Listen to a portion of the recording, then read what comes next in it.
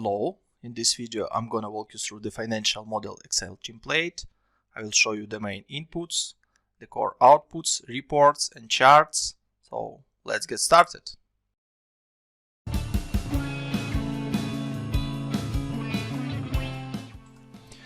On the dashboard you can set up your core inputs or drivers for the model, review the core charts such as revenue breakdown, profitability, cash flow and cumulative cash flow. And also review the core financials, which is summary of your financials by years. So let's start from the core inputs. On the top left section you have up to 5 product types or groups. So all these yellow cells are changeable. So you can set up product A, product B, or any other name you would like. The next step is to set up the launch date or start of production for each of these product types. You can use drop down and set any months within this 5 years model. The next step is to set up your production volume maximum monthly capacity in units. What does it mean? It means that in 2021 for product type 1 you can produce maximum 1000 units per month. Obviously you will not produce the maximum monthly capacity, so there is a monthly capacity utilization percentage. This is by product types and by years. And for example, if you put here 80%, it means that for 2021 in average you will produce 800 units per month instead of maximum 1000 units. So this percentage can grow over time, for example 80, 82, 84, etc. And obviously after you produce these product types you need to sell it. So in this step you can set up the product sales price per unit. It can also be changeable by years and by product types. Finally, on the top you can set up the inventory percentage, because obviously you need some inventory to produce these product types. So once you set up all these fixed expenses, variable expenses, COGS, wages, capex and asset steps, you may review your core financials and core charts. I will explain a bit later about other tabs.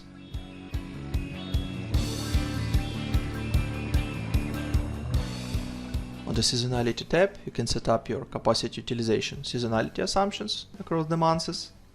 So the dashboard previously set up the average capacity utilization by years, and here you may just adjust it for different months across the year.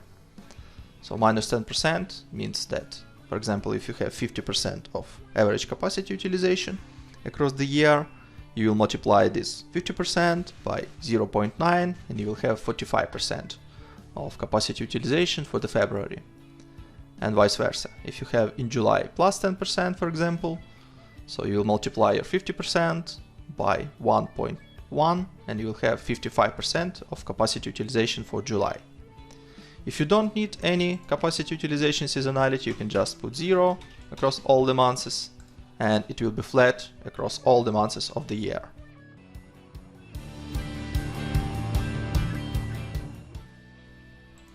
Also on the dashboard you may set up your working capital assumptions. There are 2 main sections, which is accounts receivable and accounts payable. Accounts receivable applied to revenue and accounts payable applied to COGS. You have up to 4 time frames to set up, from 0 to 30 days, 31 to 60 days, 61 to 90 days, and 90 to 120 days. So in total for each column this should be 100%. So if you set up 20, 20 and 20, the final time frame will show you the last part to have in total 100%, which is in this case 40%. Or it can be 50% first month, 50% second month, 0 and 0. So if you go to the balance sheet, you may see the accounts receivable calculation based on the AR revenue assumptions and accounts payable calculations based on COGS accounts payable assumptions.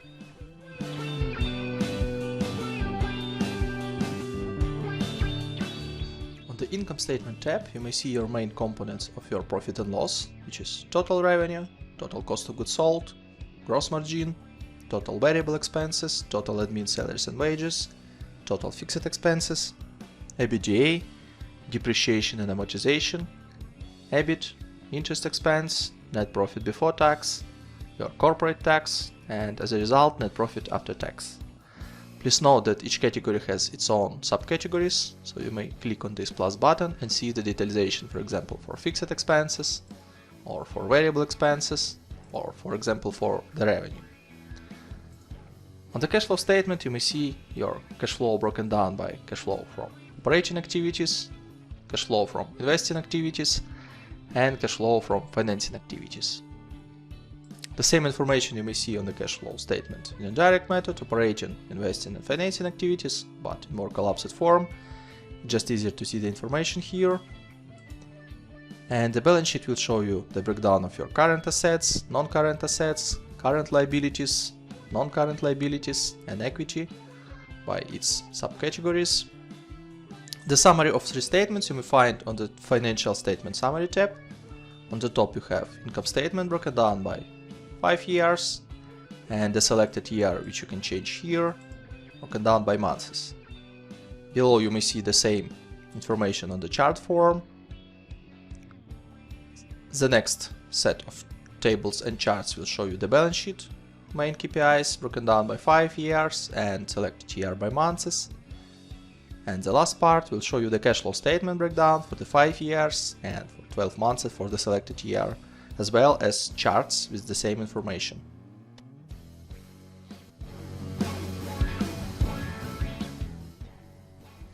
On the Sources and Uses tab, you may see the main sources of cash and main uses of this cash.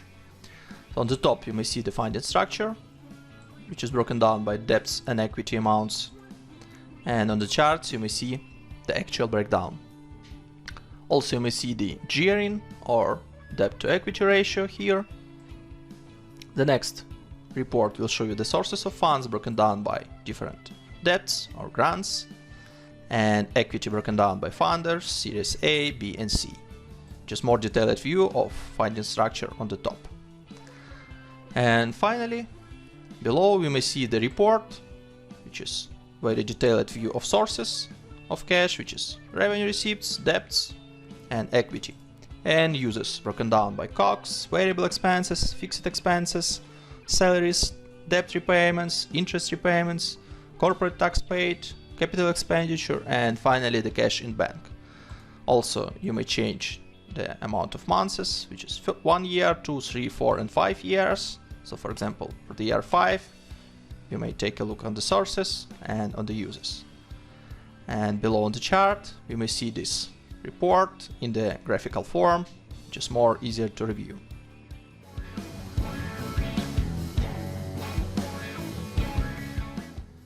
On the Financial Charts tab, you may see the main financial outputs in the graphical form. So on the left side you may see the chart for the 24 months, and on the right side you may see the chart for the 5 years or 60 months. So the top couple of charts will show you the revenue breakdown by product types. The next couple of charts will show you the cash balance for the 2 years and for the 5 years. The next couple of charts will show you the operating cash flow, broken down by cash inflow and cash outflow. The next couple of charts will show you the EBITDA breakdown, which is revenue, COGS, and OPEX. And finally, as a yellow line, you may see the resulting EBITDA value by months. And finally, on the last couple of charts in this tab, you may see the EBIT value by months.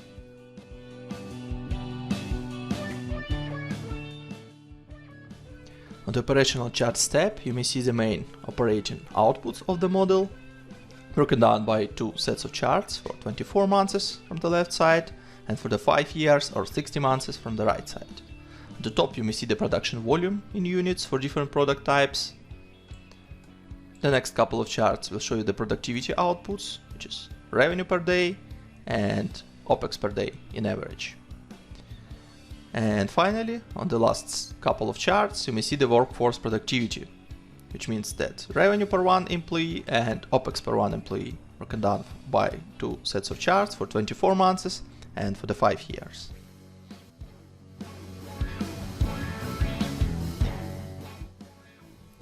On the Benchmarks KPIs tab, you may compare your financial outputs with your industry benchmarks. So you have 5 different benchmarks, which is gross margin, contribution margin, net profit, EBITDA, salaries and wages as a percentage of revenue.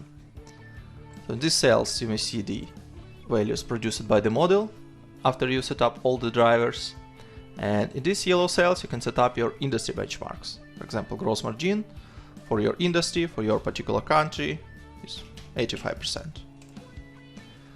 So below you may see the same information in graphical form. As the orange columns you may see the industry values or industry benchmarks, and as a blue column you may see the values produced by the model. So you may compare it on the graphical form as well.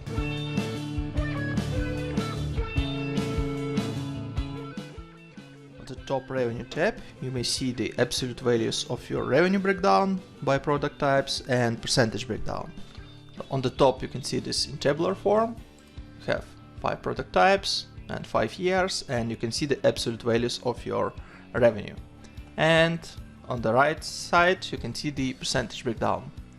Below you can see the same information in graphical form. So on the left side you may see the absolute values and percentage breakdown by years, and on the right side you may see the charts with absolute values. A bit below you may see the revenue depths for the selected year. This year is also changeable, so you may review the revenue depths and monthly run rate for example 2024. And finally you may see the revenue bridge between these 2 years, which are also changeable. So you can set up for example from 2022 to 2024, and you may see the main drivers of your revenue growth by different product types.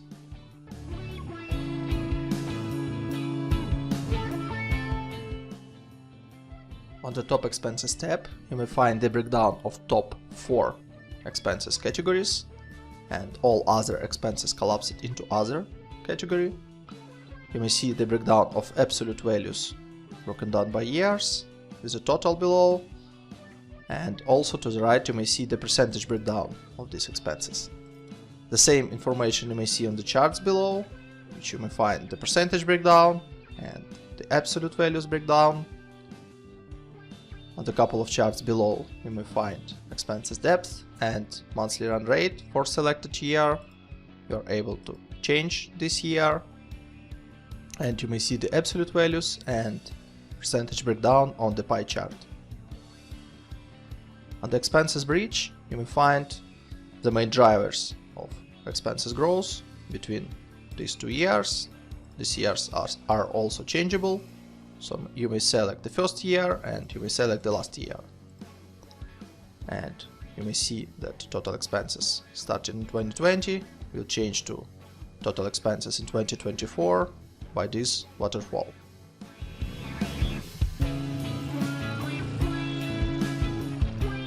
On the break-even tab you may find the calculation of revenue break-even level and break-even chart. For this particular use case you may find that your revenue break-even level is less than actual revenue calculation. This means that company is profitable.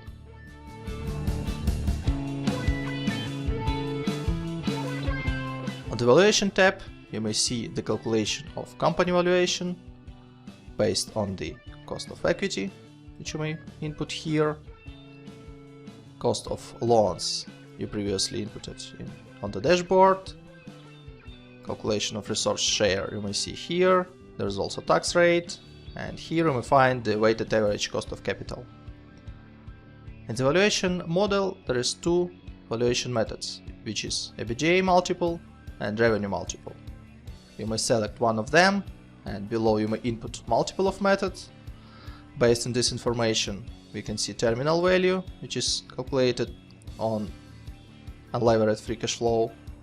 You may see the present value of unlevered free cash flow, NPV, and multiplicator evaluation for this particular company.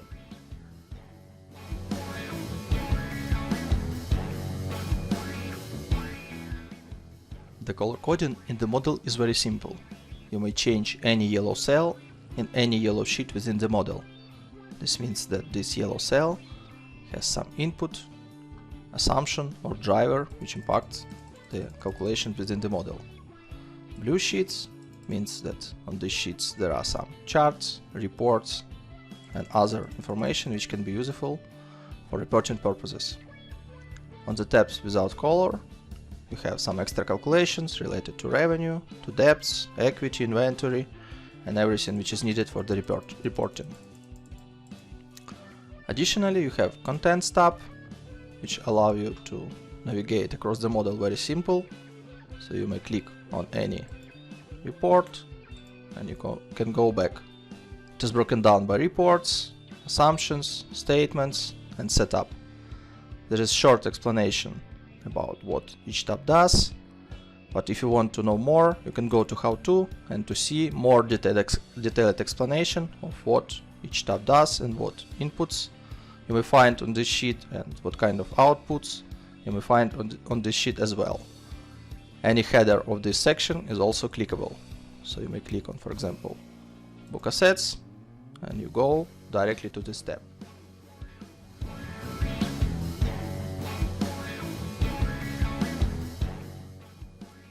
On the Wages tab, you can input your headcount by categories, with hire and fire date, with annual salary, with ability to input different number of employees by years, with annual salary rise percentage, with monthly bonus and tax rate. Let me give you a couple of examples. Let it be CFO, which you are going to hire in March 20. You're not going to fire him, so the fire date will be December 24. So annual salary can be $50,000, and this will be one CFO over the time.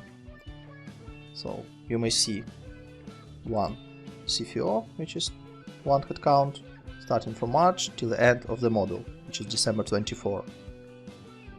Also, you can input 5% of salary growth rate. You may see the amounts by years connected to this annual salary and impacted by annual salary rise. Let's set up 10% monthly bonus and 5% of tax rate. So you may see below the calculation of salary broken down by months, monthly bonus, which is 10%, and 5% of monthly taxes related to the payroll. Another option would be admin account, which will start in April, which will grow till the end of the model with annual salary of $30,000. Let it be in year number 1, 2, then 4, 6, 8, and 10 headcounts. 3% of annual salary growth, 5% of monthly bonus, and 5% of payroll tax rate. So in here you may see total staff numbers, which is 2 for the year number 1, 2020. Starting from year 2021, you have 4, then 6, 8, and 10 in the last year of the model. Again, calculation of salaries for these two, in this case 4 headcounts, calculation of bonuses, and calculation of monthly based taxes. You may see an income statement, total salaries and wages, and here you may see the total amount of bonuses, payroll taxes, and wages for these headcounts.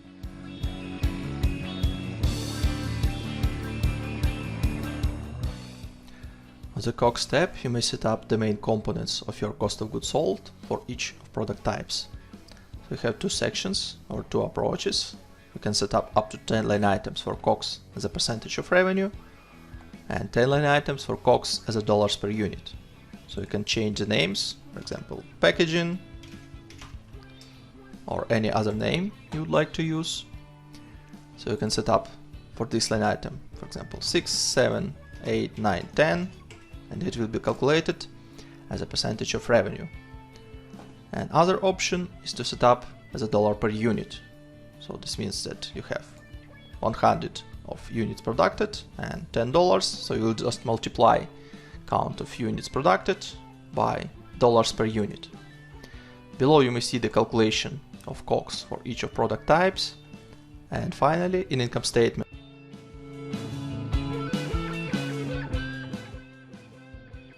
For the variable expenses tab, you may set up to 6 categories of your variable expenses as a percentage of total revenue. So on the left side you may see the names of your variable expenses line items, so you can type in any name if you would like. And on the right side you may see the variable expenses assumptions. So 10% means that for warehouse expenses in 2021 you will pay 10% of your total revenue. So it can grow over the time, for example 12%, 14%, 16%, 18%. Or you can decrease this percentage over the time, 9, 8, 7, 6. Below you may see the calculation of these variable expenses. And finally, income statement, under the variable expenses category you may see the line items and monthly values for your variable expenses.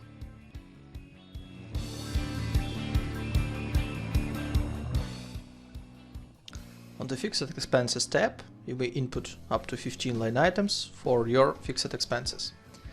Let me show you how it works. For example, you have utilities. You will start pay starting from March 20 till the end of the model, which is December 24. You may see it here. Let's pretend periodicity will be daily with amount of $50 per day. So you may see these amounts in here. It is calculated based on count of days within this month. So obviously in March 20 you have 31 days. That's why you will have 1550. In April you have 30 days. This means this will be $1500. Also, you have ability to input some growth rate year over year. Once you input this growth rate, you will see that your utilities will grow over year. Let me give you a couple of other expenses types. For example, advertising. Let it start in March and finish in August 24. This will be on weekly basis with amount of $100 without any growth.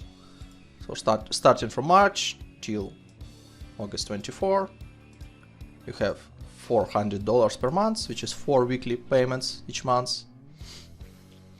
And that's it. Another option is bi-weekly. For example, $500. You can start from July, for example, and you will have 2 payments, which is 2 bi-weekly payments within the month. $500 multiplied by 2, you have $1,000 per month. Again, you can input some growth rate and you will see that your advertising expenses will grow year over year till the August 24, which is the last date of this expense type. Another option, office setup, which can be one-time payment, which will happen in February 20 with amount of $5,000. Obviously you should not input any growth rates because this is just one-time fee, and you may see that office setup will happen in February 20 with this amount. Another option, insurance, let it be start from January 20 till the end of the model, and it can happen monthly with $1,000 per month, with 5% of growth first year, 3% of growth second year, 2% of growth third, and 1% year number 4. So you may see this calculation here. Starting from January 21, it will grow for 5%, which is $50. And starting from January 22, it will grow for 3%, which is additionally $32. Another option, quarterly. You may see that insurance will be paid $1,000 each quarter. You can start it, for example, from February, and this will be shifted to 1 month forward. Another option, semi-annually. In this case, you will have insurance payments once per half a year, again with a percentage of growth. And the last option is annual payments or yearly payments. You'll pay one time per 12 months. starting from February till December 24. For each expense type you can use gross rate, and the calculation you may see in here. Also in income statement you may find total fixed expenses group. If you will ungroup this section, you can see these amounts broken down by months and by fixed expenses line items.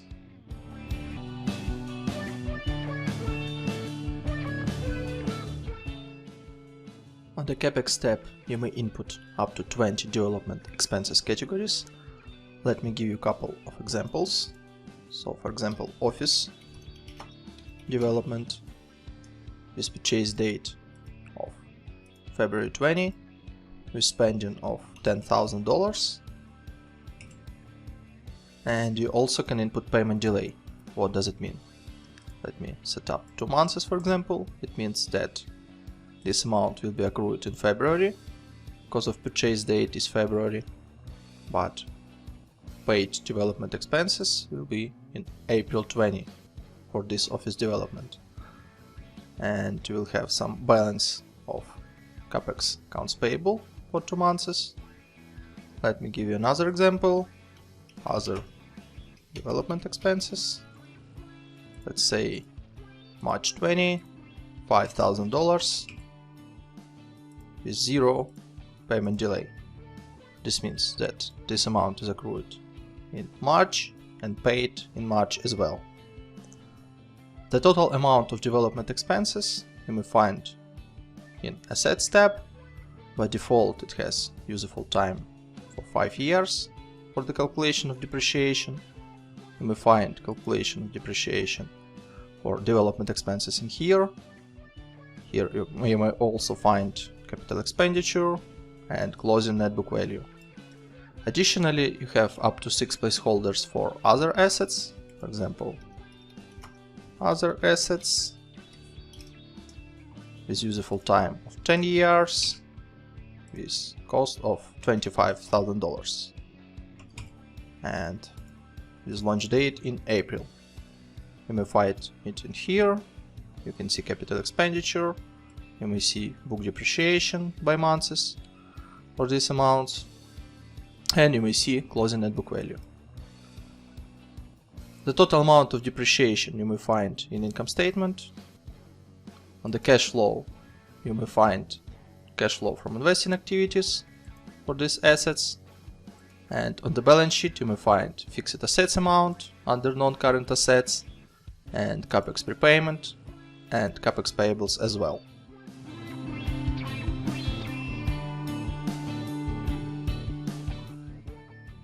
On the capitalization table you can input different founders and investors contributions broken down by different dates of funding with different cost of share for each series, and you can see the dilution of shares after each round and pre-money total equity and post-money total equity. Let's pretend that we have 2 founders, founder 1, founder 2. So total amount of shares for founder 1 can be 10,000, for founder number 2 20,000. Let's imagine that cost of share will be $2 and the date of founding is February. This means that investment for founder 1 is $20,000, for founder 2 is $40,000. In total they invest $60,000, which you may see here. The dilution is 33 to 67% of shares. So let's pretend that for Series A we have 1 investor and the date of issuance is May. Cost per share is $5 per share and number of shares is 1,000. So total amount of investment will be $5,000. You may see that before the Series A total equity was $60,000, after is $65,000, and investor 1 will have 3.23% of shares, and the shares of founder 1 and founder 2 also diluted, 32.26 and 46.52%. You can also input some amounts for Series B and Series C. The same way you can set up the date, cost of share, and up to 5 investors is up to 5 placeholders for number of shares. The amounts of funding you may see in the cash flow, in the ordinary equity risings, and you may see the balance sheet, which shows you the total equity by months.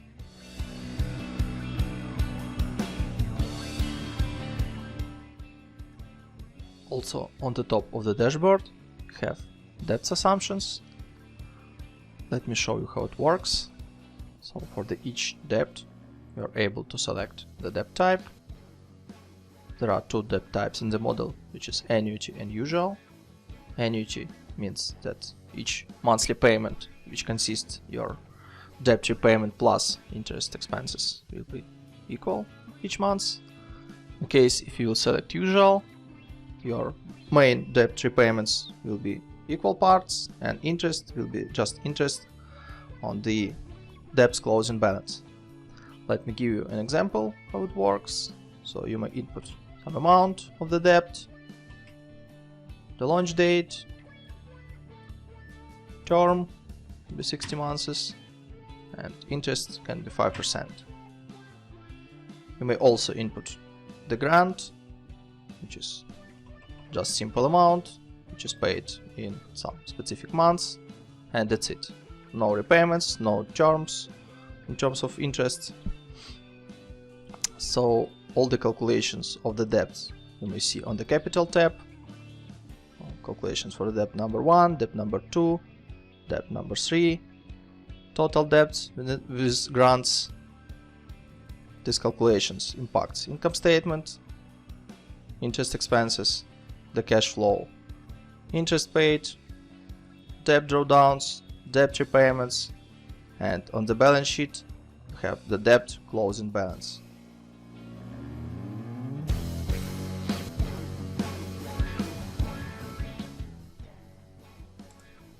On the top of the dashboard you have currency denomination and taxes setup. So currency inputs means that you can input all your drivers for the model using one currency. You have currency outputs. It can be the same as currency inputs and it can be different from currency inputs. So let me give an example. When you input in United States dollars, you have euro as an outputs, and for this case you can set up currency exchange rate. This is 1.2 for example. In this case you will have in the model all your inputs in United States dollars, all your outputs in euros, and there will be conversion rate between currency inputs and currency outputs. Additionally you have denomination, which means that you can denominate all your outputs on the reports. In this example you have denomination is 1000, mean that your outputs is denominated by 1000. You can select millions. You may see that now it is in $1,000,000. You can set also billions or without any denomination. Additionally you have corporate tax setup. You can change this number and this will impact tax expenses in your income statement. I hope you enjoyed my video. Thanks for reviewing this. You can find more on my website finmodelslab.com, and we'll see you later in the next videos.